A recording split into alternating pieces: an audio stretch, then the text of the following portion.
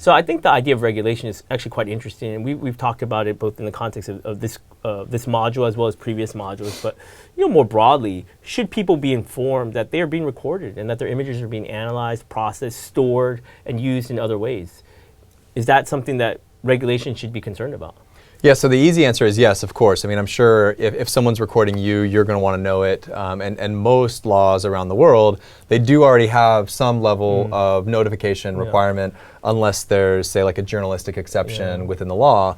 But here's the problem. So with anything that's ubiquitous, meaning it's around us all the time, we become so desensitized, even to warnings, that we just tend to ignore them. So think of like a street light or something, right? There's so many things that are there to kind of guide us, protect us day in and day out. And I guess the example of that would be like all these signs we see, CCTV in operation. Exactly. Which we see everywhere, which is probably there just because of a legal requirement, to notify you. Exactly. And so therefore, if they were to use that video recording against you, or perhaps in a court of law, they would be able to say we were authorized to do so because we met this bare level requirement. Notification, Exactly. So if you think of the Taylor Swift example, though, very few people, when they buy a ticket to go to a concert, are actually going to read through the terms and conditions of that particular event. I don't, and I'm a lawyer. I'm sure the same thing probably for you.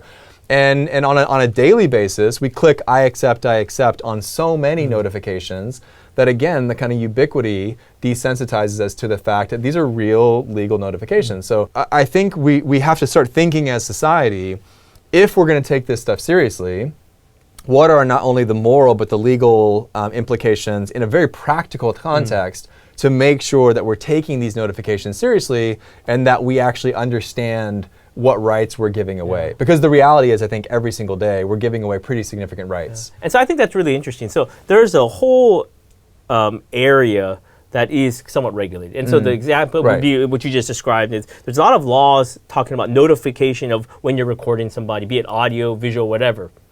But then there's this whole other area of law that is still completely unsettled or unregulated, which is what we're dealing with now in the context of AI is, okay, now that you've processed and analyzed all this data, what legal obligation do you have, if you're the one who's processed or analyzed this, towards the person that you've actually recorded?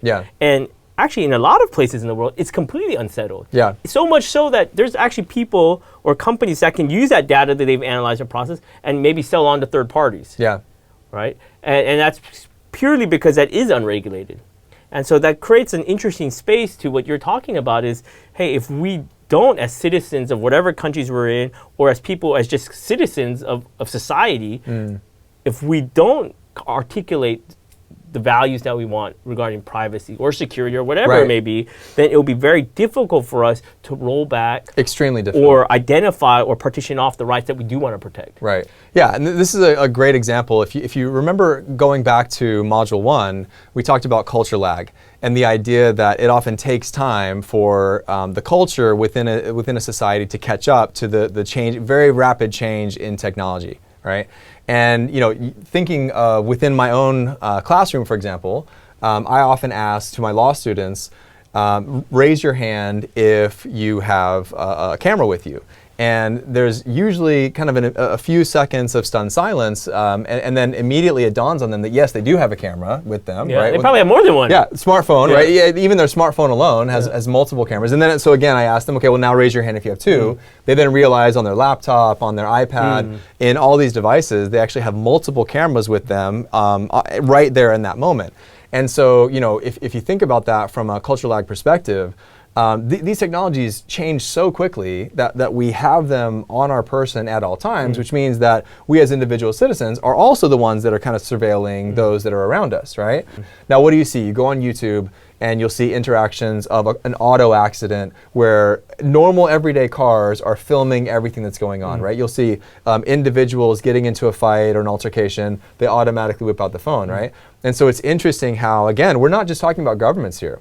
And these technologies are expanding so that the ability, the cost, the size of the files, the stream rate, all these different things are making it so that this is really around us all the time. And again, we have to take some time to really evaluate from a cultural perspective how we expect these things to evolve, because if we don't, then the companies through various forms of capitalism are going to make those decisions for us.